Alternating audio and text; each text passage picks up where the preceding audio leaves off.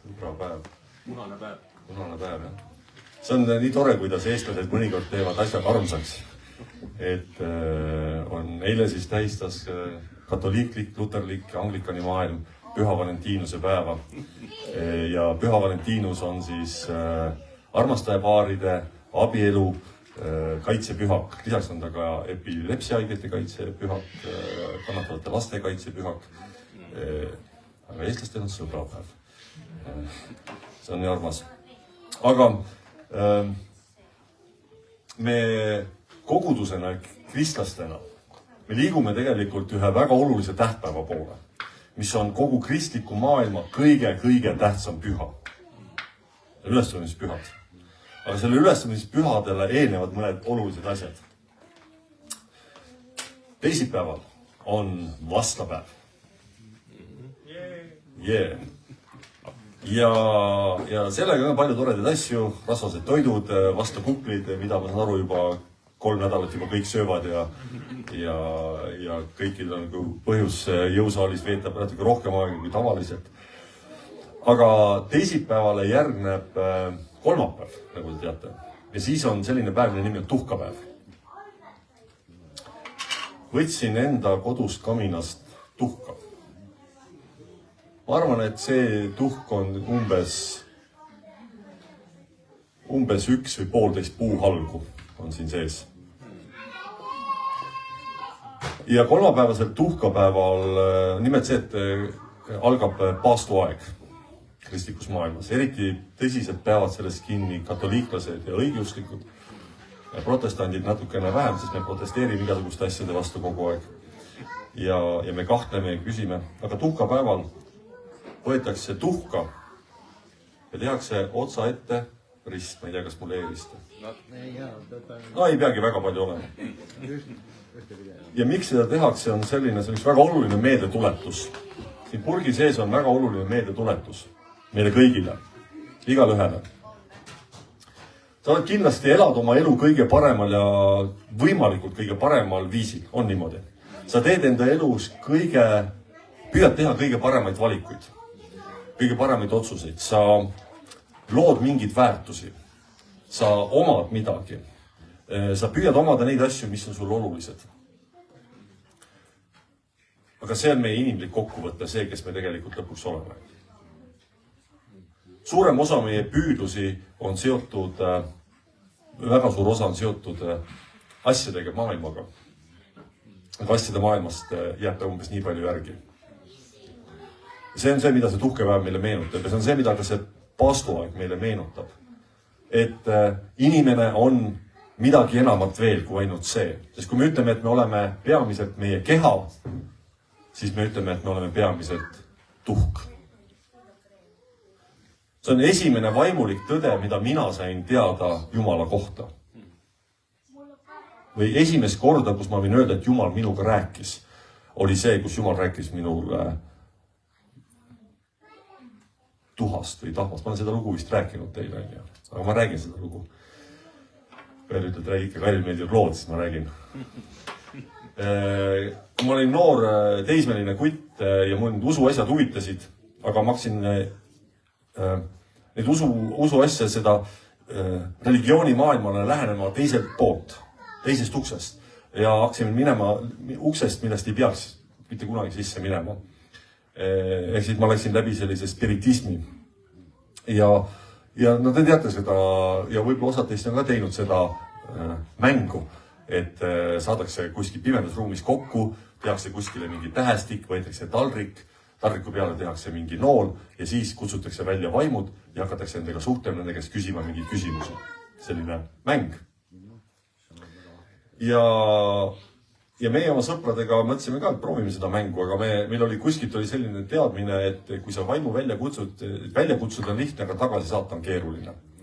Ja et elava inimese vaimu ei tohi välja kutsuda, sest äkki ta lähe tagasi ja inimene jääb imelikuks. Ja surnutega ei teadnud ka, kes see kõige olulisem surn on, keda välja kutsuda. Ja siis mina oma suures geniaalsuses ütlesin, et aga kutsume saatana välja. Ja täitsa käsi südamele pannes võin öelda, et tõepoolest taldrik hakkas liikuma, hakkas vastama igasuguseid küsimustele ja ühel hetkel ma avastasin, et see taldrik vastab nendele niimoodi, nagu mina mõtlen. Me olime mitmekesi, ma tean, et ma füüsiliselt ei liigutanud, seda taldrikut hoidsin oma käsi peal, küsisime, aga ta vastas täpselt nii, nagu mina mõtlesin. Ja siis mul tekkis see mõte, et vau, mul on erilised võimed, mina osan midagi erilist. Ja ma hakkasin mängima siis seda mängu, et kes ma olin eelmises elus. Ja kõik küsib, teate, et kõigil, kes ma olin eelmises elus. Siis ma hakkasin seal nagu mõtlema seal oma sõpradele igasuguseid huvitavaid vastuseid. Ja mis on mu esimene lapse nimi, niuke küsimus oli. See on nagu totakas küsimus, et sa ise valid ja siis sõber mõtleb, mis on minu esimese poja nimi ja siis mina mõtlesin Perse. Tuligi Perse ja see sõber, mis mõtles, ma ei pane oma lapse nimi Perse. Ja siis ma mõtlesin igasuguseid neid vastuseid, kes ma olin eelmises elus ja kõik said mingid, kes Egiptuse vaarad ja kes midagi. Ja siis minu kord. Ja mõtlesin, kes mina võiks olla.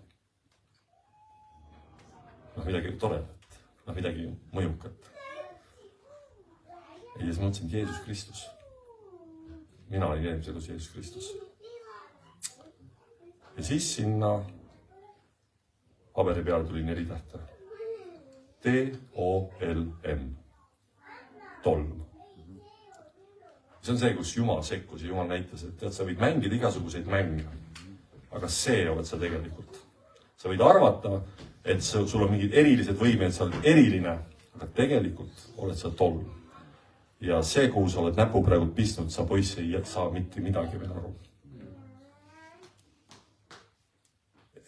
Ja mul läks veel aega, ma arvan, mingi 4 või 5 aastat, kui ma tegin otsuse, teadlik otsuse, et ma tahan olla kristlane, ma tahan olla Jumala laps. Aga see tahm on mulle pidevalt meelde tuletavuseks selleks, et ka kristlasena minu mateeria ei muutu. Kuigi, kui süsivõte väga suure kokku suruda, saab temast teemati. Aga ma Jumala ees, lisaks sellele ma olen jube tänulik sellest, mida ta mulle on andnud ja ma palvetan igasuguste asjade eest. On ka see koht, kus ma pean alati olema Jumala juures ka tulema meelede paranduses.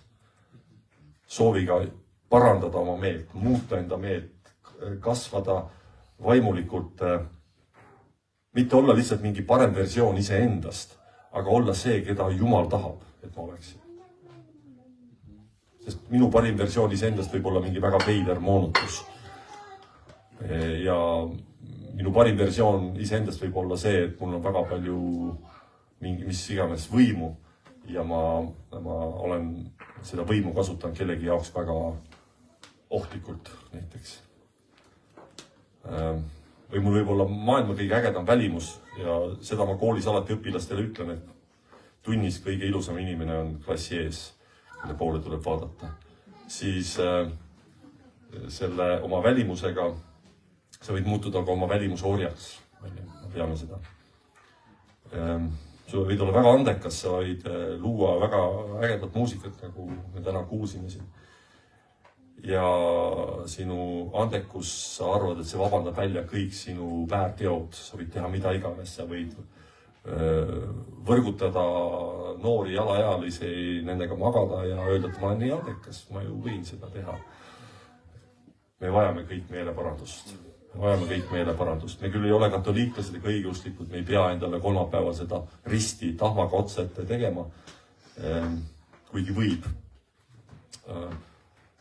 Aga see, et me Jumala ees oleme ka sellises meeleparandushoiakus, see on nüüd oluline. See ei olnud jutlus veel. Aga jutlus tuleb lühikene. Martuse evangeeliumi 11. peatükis, salmid 28-30, ütleb Jeesus. Tulge minu juurde kõik, kes olete vaevatud ja koormatud, ja mina annan teile hingamise. Võtke enda peale minu ike ja õppige minult, sest mina olen tasane ja südamelt alandlik ja te leiate hingamise oma hingedele, sest minu ike on hea ja minu koorem on kerge. Sõna ikke, me elame sellisel ajal, kus me väga paljusid asju ise ei pea enam tegema. Õnneks suurem osa siin ruumist vist viibivatest inimestest teavad, et kuidas tekib kartulipudel. Sul on vaja kartulit ja piima ja see kartul ei kasva poeletil, aga maa sees on ju, tuleb võtta. Ühesõnaga, ja võib-olla suurem osa meist on ka kartulit korjanud. Ja võib-olla osad meist on isegi kartulit istutanud. Me teame, kuidas see käib. Aga ma ei tea, kas te teate, mis asi on ike. Mis tööriist on ike. Sest iket me väga palju ei kasutanud. Ike oli siis seade, mida kasutati koorma kandmiseks. Ja näiteks härja ike oli selline puu, mis pandi 2 härja turjale, mis härjad seoti omavahel kokku ja siis 2 härga olid koos vedasid ühte koormat. Nüüd see sõna, kui Jeesus räägib, et võtke enda peale minu ike, siis see sõna heebra keeles, see, mida Jeesus ka rääkis, Jeesus rääkis aramea keelt, see on heebra keele sugulaskeel, on aval. Ja see ühelt poolt ta tähistab teatud kaelarakmeid, mida kasutatigi koormate vedamiseks. Aga see samas tähendas ka igasugust sidet või kohustust mingi konkreetse asja või töö suhtes. Ja juutidel oli lausa 6 kategooriat, 6 iket, mis oli iga uskliku inimese kohustus. Oli taevariigi ike, see on tähendab, et peab olema kuulekas Jumala ilmutatud tahtele, seaduse ike, vajadus järgida kõiki Moosese poolt antud seadusi, mis on seal esimeses 5 Moosese raamatus kirjas, ettekirjutuse ike, täpselt või pidada kinni mingist väga konkreetsest kohustusest, mille keegi oli endale võtnud. No näiteks olid sellised tõotuse andnud sellised nasiirid. Need olid meie mõttes justkui mungad. Mehed, kes olid andnud sellise tõotuse, nad näiteks oma juukseid ei lõiganud, habet ei püganud mingi konkreetse asja puhul või siis ka terveks eluks, et nad pühendasid ainult Jumala teenimisele. Siis meeleparanduse ikke, sest juudid teadsid, et ilma meeleparanduseta ei ole võimalik taevariiki siseneda. Ja see tähendas siis seda, et mitte ainult, et sa ainult ei loobu patust, aga sa ka paastud ja ka tegeled liha suretamisega. Siis usuike, vajadus uskuda selles, et Jumal saadab enda päästja ja lõpuks jumalik ikke, kohustus elada vaimset elu tänulikkust ja tänulikkust Jumala ees. Nüüd, Jeesus ütleb, et tulge minu juurde kõik, kes on vaevatud ja koormatud. Mina annan teile hingamise ja võtke enda peale minu ikke. Millest siis Jeesus räägib? Sest kõik me teame, mis tähendab olla vaevatud ja koormatud. Me teame seda, ja siin ei mõelda sõna teeb, kui sa kannad suuri kandameid. See ei ole mõeldud siis kandamite kandjatele või mägimatkajatele. Aga see on mõeldud igale inimesele, kes tajub, et ta elus on koormaid ja raskusi, millega ta peab võitlema ja iga inimese elus on need olemas. Ja igas eluetapis on need koormad olemas. Väiksel Albertil on oma koorem, mida ta peab kandma.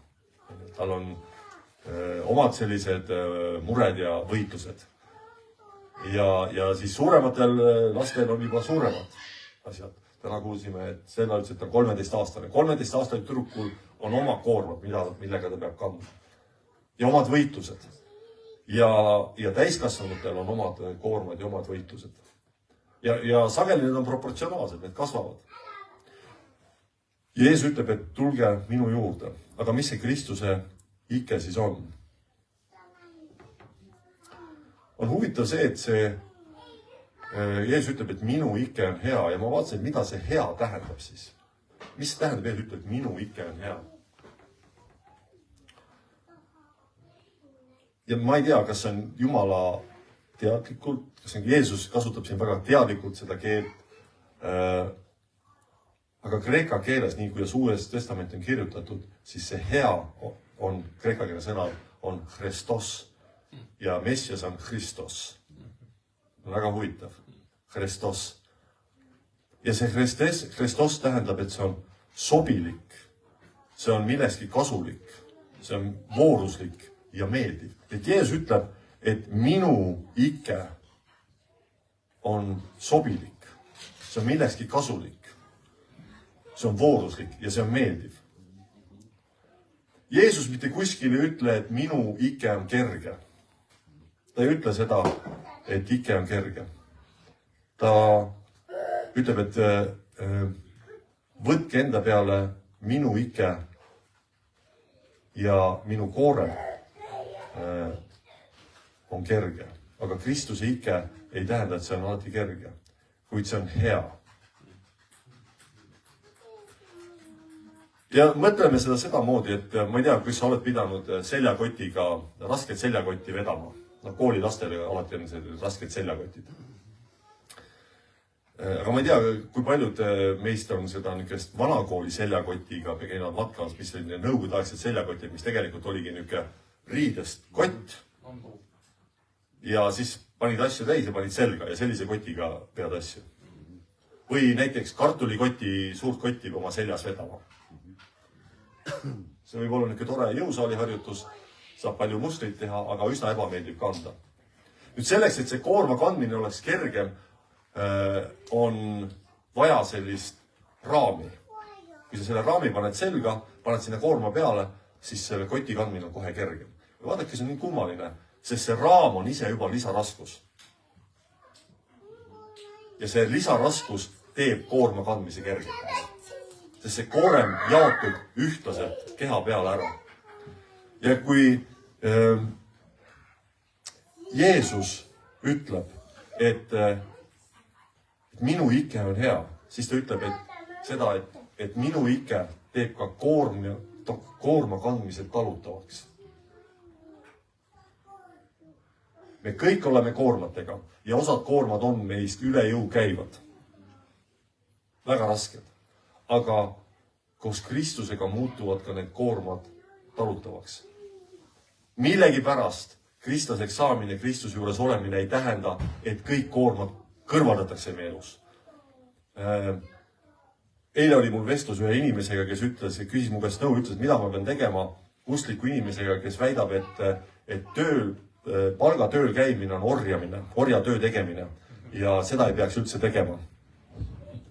Ja siis me nagu arutseme selle üle ja see inimene ise, kes tuli juurde küsima, ei ole lihtsalt see kristlane. Ütles, et kuidas ma siis ütlen, et ma piiblis ei leia mitte kuskil põhjendust või vabandust laisklemiseks.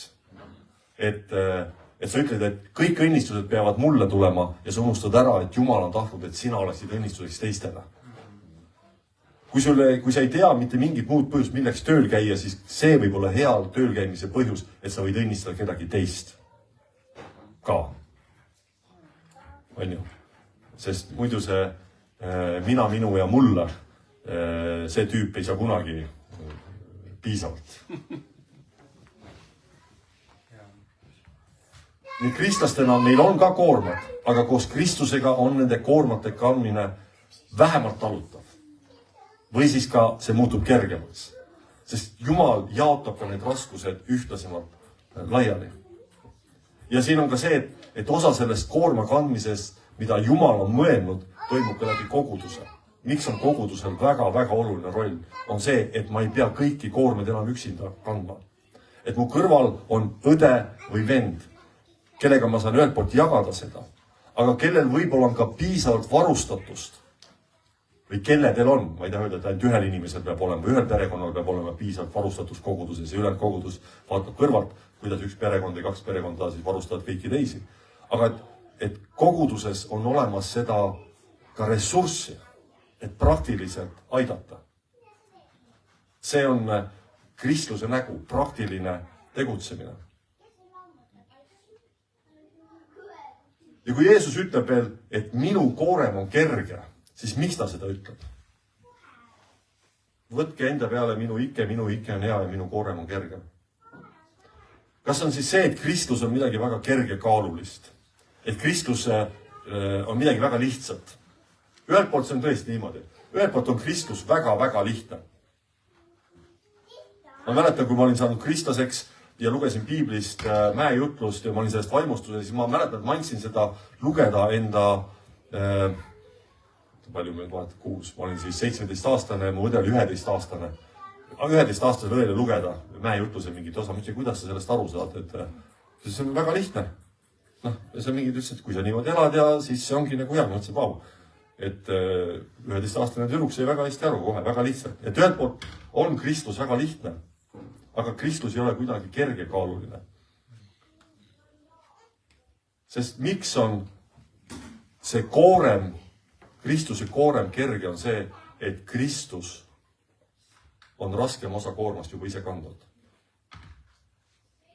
Kui sul on raske, ja osadel meist me täna teame, et on raske, on väga raske, mõttetult raske, jaburalt raske, siis ka selles olukorras on see, et suurem osa sellest koormast on Kristus juba kandnud.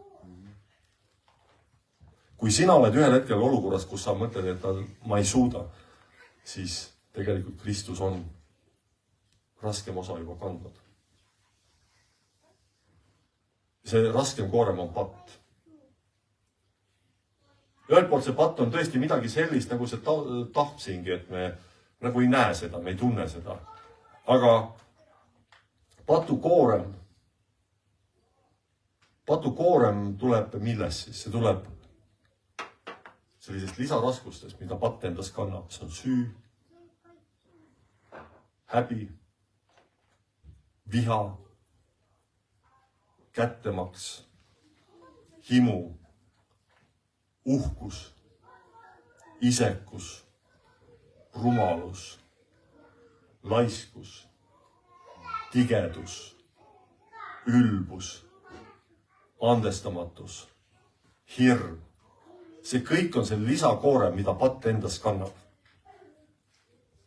Ja veel on patul on üks kummaline võime, et ta teeb pimedaks. Kõige hirmsam patu tagajärg on see, et kui inimene enam ei saa aru, et see, mida ta teeb, on patt. Et sa oled pimestatud oma patust. Aga Jeesus on selle kandnud. Jeesus on selle kandnud. Ja mitte keegi meist ei pea sellega enam elama. Mitte keegi meist ei pea ka seda lisakoormat kandma, et me peame õigustama enda neid lisaraskusi. Miks ma olen ikka veel vihane? Miks ma ei anna andeks? Miks ma võin kätte maksta? Miks ma võin himustada? Miks ma võin olla rumal? Miks ma võin olla laisk? Miks ma võin olla tige, ülbe? Kristus on juba sellest maksnud, ma ei pea seda enam olema. Ja see on see, millest me mõnikord ka kristlastena ikkagi leiame ennast uuesti. Jeesus õpetab, et võitke kuri ära heaga. Ei ole väga lihtne asi, mida teha. Ei ole väga mugav asi, mida teha.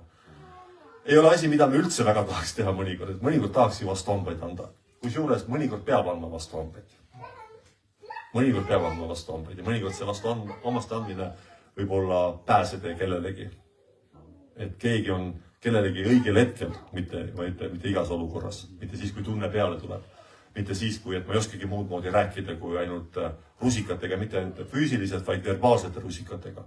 Siin ma mõtlengi sellist häbistamist, alandamist, süüdistamist, mõnitamist, valetamist, tagarääkimist. Aga mõnikord on vaja, mehed teavad seda, et mõnikord on sul vaja seda, et keegi annab sulle vastu lõuga või vastu pead ja kainestab ütleb, kuule. Come on, mees, võta nüüd ennast kätte. Kui me oleme minemas sellesse paastu aega ja jällegi, nagu ütlesin, et protestantidena, vabakogudusena meil ei ole ettekirjutusi, mis toitudest sa pead loobuma ja mida sa sööma pead, siis ma ikkagi esitaks sellise väljakutse ka sellisele paastule. Ja paastumine ei ole see, et kui sa mõtled, et mul on mingi pahe ja ma teen seda pahet vähem. Vaatan natuke vähem pornot. Paastusin üle päeva ainult. Varastan harvem. Olen harvem purjus. Sõiman natukene vähem. Piiran roppude sõnade arvu oma kõnes. See ei ole paastumine. See on mingisugune muu asi, millega see võiks öelda, et see on nagu hea algus, aga see ei ole veel paastumine. Paastumine on see, kui sa midagi, mis on sulle eluliselt oluline ja sa annad selle Jumalale. Paastumine ei ole viis, kuidas ka kaalu jälgida, aga paastumises on see ka julgus, et ma ka näiteks oma toidu kordades, toit, mis mul on eluliselt vajalik, ma näiteks piiran oma söömist sellega, et ühelt poolt ma ütlen, et Jumal, ma usaldan, et sina oled minu varustaja. Ja teine asi on see, et Jumal, ma õpin ka midagi, mida tähendab tühja kõhu kannatamine, mida tähendab puuduse kannatamine, mida tähendab see kellelegi, kellel võib-olla ei ole iga päev süüa. Ja kui ma muud moodi õpin, siis seda moodi ma õpin, kuidas mina võin saada andjaks, mina võin saada õnnistajaks. Mitte siis, kui ma võidan lotoga 1 miljoni, vaid siis, kui mul on taskus 2 eurot raha ainult. Aga mul on võimalus ka kedagi õnnistada. Ja see on paastumise mõte. Paastuaeg on ka see, kus me lähme Jumala ette ja me tõesti otsime ka meeleparandust. Ja nagu ma ütlesin, see mõnikord tundub väga raske, aga suurema koorma on Kristus juba kandnud. Suurema koorma on Kristus juba kandnud.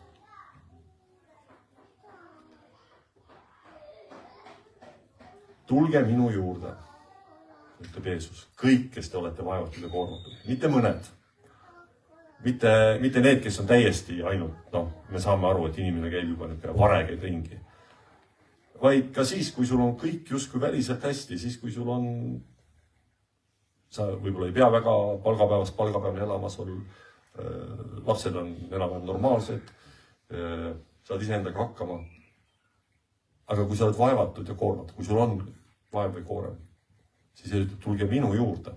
Mitte lihtsalt ärge vaadake mind, ärge õppige minust midagi, vaid tule minu juurde, loo minuga suhe, räägi minuga, veeda aega minuga, otsi mind.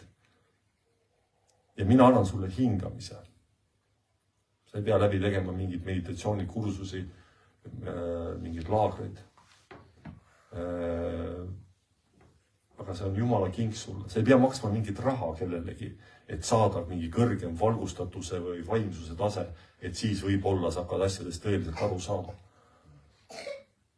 See, mida Jumal ütleb, et tule minu juurde. Tule minu juurde. Tee see väike liigutus on ju see tuntud see Michelangelo see laemaal on ju Aadama loomine, kus Jumal on taevast välja sirutanud ja Aadam peab tegema ainult väikse sõrmeliigutuse, et Jumalat puudutada. Tee see sõrmeliigutus. Tule minu juurde. Võta enda peale minu ike ja õppige minut. Kristus on tegutsev usk. See ei ole selline passiivne ootamine, et midagi hakkab juhtuma, aga et ma lähen Jumala poole. Ma võtan enda peale, ma teen mingisuguse otsuse.